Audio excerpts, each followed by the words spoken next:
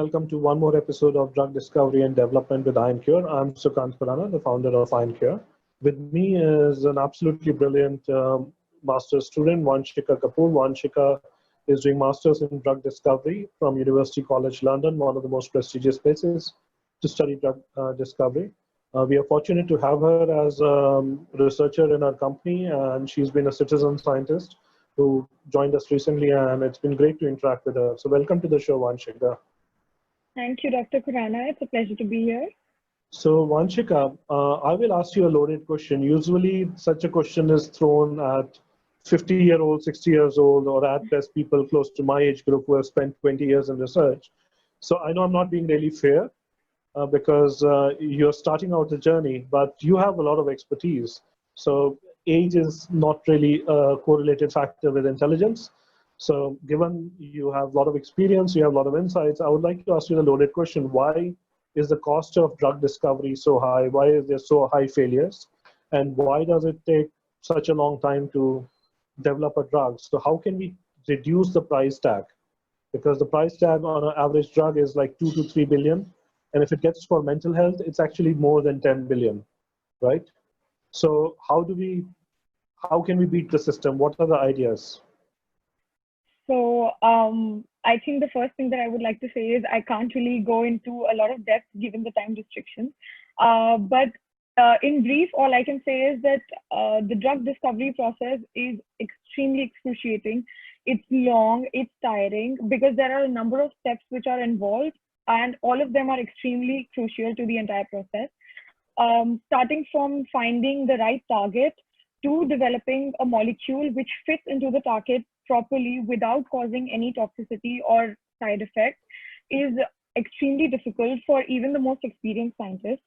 And I'm definitely not talking out of experience here. All I'm talking on is the basis of what I've learned in the past 1 year as a master's student.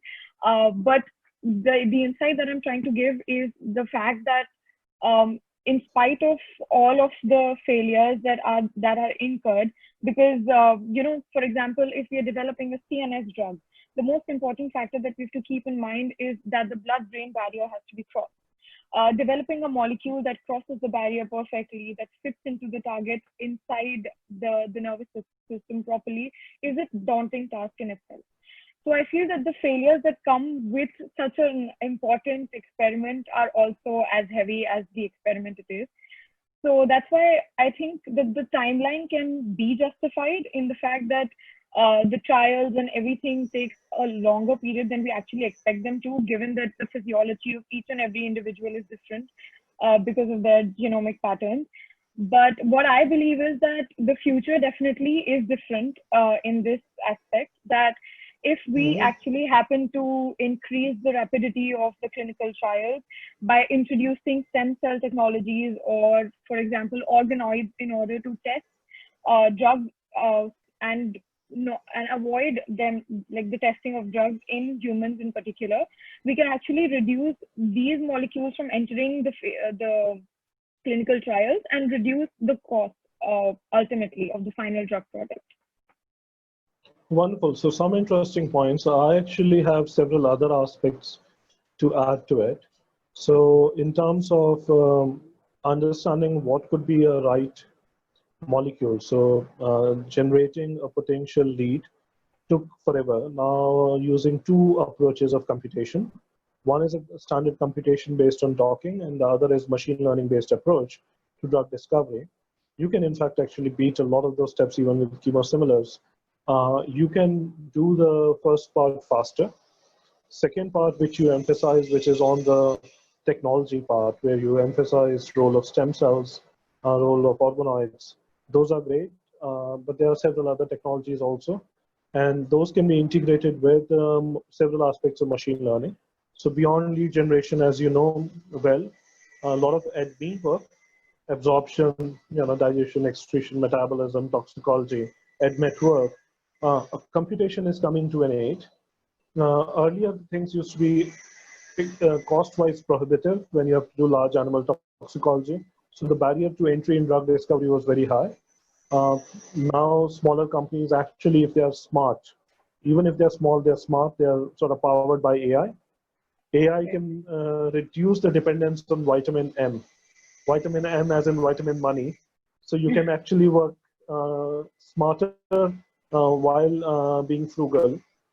You can do a lot of drug discovery while being frugal in terms of investment by having small but smart teams.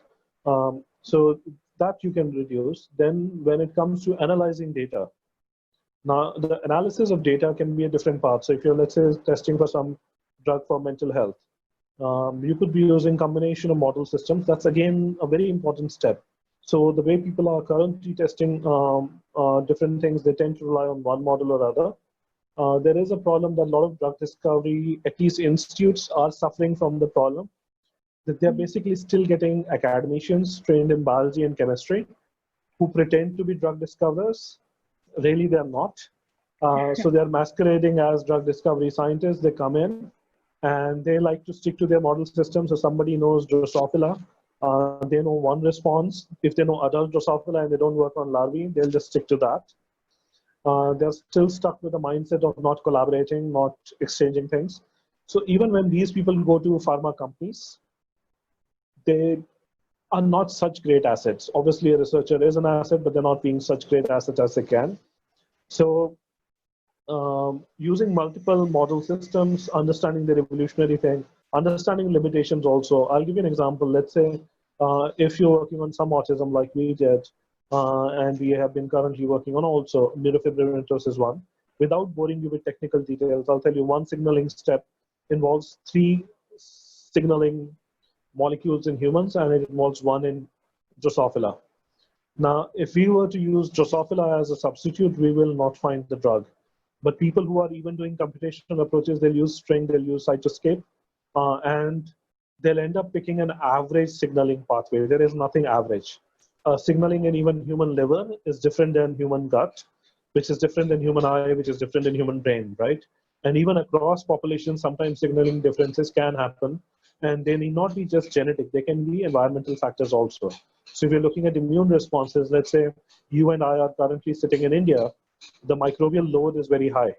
So some of our basal cytokine levels are going to be very different if you and I were in the Western Hemisphere.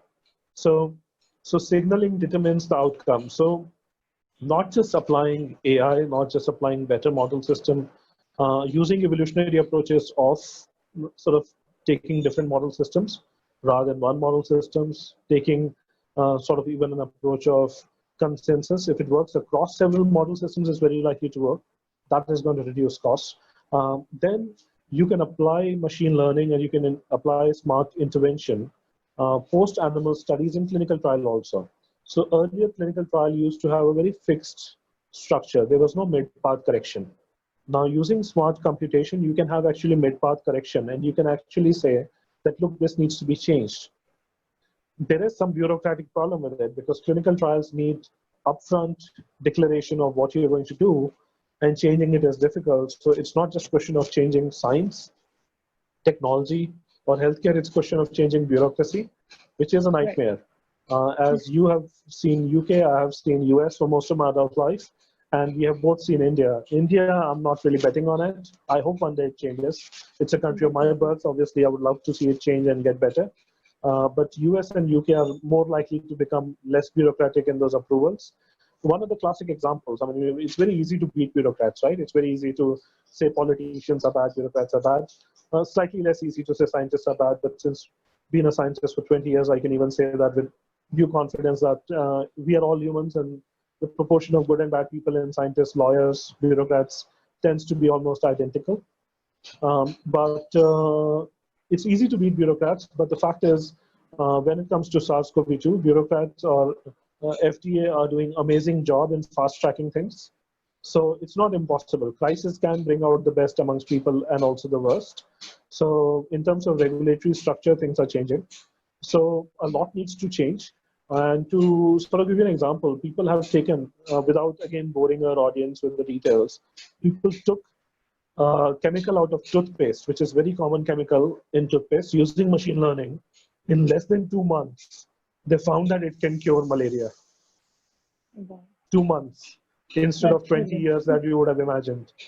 Now, I would like to emphasize one more point. So, for example, if you're looking at neurological disorder, let's say you have organisms moving around and you're trying to see how their balance is, how well their learning scores are, you could also apply machine learning, and not just machine learning, other aspects of computation, to analyze their tracks rather than to look at the final destinations they go to. So they can be far more nuanced work using that, and they can be far nuanced work, let's say, in analyzing images. So there is, again, a company, I'm not trying to advertise for my competitors, but there's a company in California which has more video data than all of Hollywood combined since its inception. And they are analyzing cell culture responses, and they're looking at cell morphology changes, organelle changes, which you can, let's say, see in differential infrared contrast microscopy or dot microscopy without staining a cell. So you can see features. So they're looking at various things. They're even doing some, if it is tagged with GFP, they're looking at confocal and 2-photon. So they have cell biology images, such insane amount, and every day they're running thousands of mini experiments on robotic stations. And their drug discovery protocol is analyzing that data using AI. So AI is not just for docking. So AI can be involved in screening process, which is a whole different beast. So far, screening has remained in silos. And the problem with pharma companies has been that they are working now through two models. Earlier, they used to work with only one model of doing everything in-house. Now they're working with a model of CROs, contract research organization, or outsourcing their work to academia. But still what happens is there is still a central problem to be solved, which is integration of knowledge across all domains. So you still have to wait for somebody to give results, because one work is outsourced to one CRO. You'll get result and then you'll outsource some other work to some other CRO, right? So it's not fundamentally integrated. So earlier model was integrated, but it didn't have enough knowledge. Now the model is distributed by and large. So what is happening is top pharma companies rely on pharma companies like mine, smaller pharma companies to come up with innovation, and they buy them, right? Or they buy a product from smaller pharma companies. In fact, one of the ways we are thinking of making money is we have some interesting lead on liver fibrosis. We have offer of few millions. We are hoping to up it up in few 100 millions and then sell it rather than sell short. So the model of innovations have changed, but I expect next 10 years, it's going to be most exciting time. It's going to be the 1990s of what was for software industry. Yeah. So you have joined drug discovery at the perfect time. If you stay on top of it, you're going to see a lot of revolutions, a lot of changes. So Vanshika, it was an amazing perspective from you, and it's good to see young researchers also thinking of how to change the future. So wonderful to have you with us. I would end the show by saying that Ioncure is always looking for more and more good researchers. It's very difficult to find amazing researchers like Vanshika, but we are looking for more people like her. And we work through citizen science also, and for 3 projects: SARS-CoV-2, epilepsy, and depression. Epilepsy and depression have family history, other connections, so they are projects of passion. And SARS-CoV-2, the world is being hit. So despite us being a profit-driven company, it's a private limited. But for these 3, we are putting back all the money in research, development, and not taking any equity. No CEO is making money out of it. It's just going to be money for researchers and money for the project. So we are going with a model of public service for 3 projects. You're welcome to look up more about us at www.ioncurerx.com. You can reach out to us also through contact@ioncurerx.com or volunteer@ioncurerx.com. Thank you very much for listening. Bye-bye. Thank you. Bye-bye.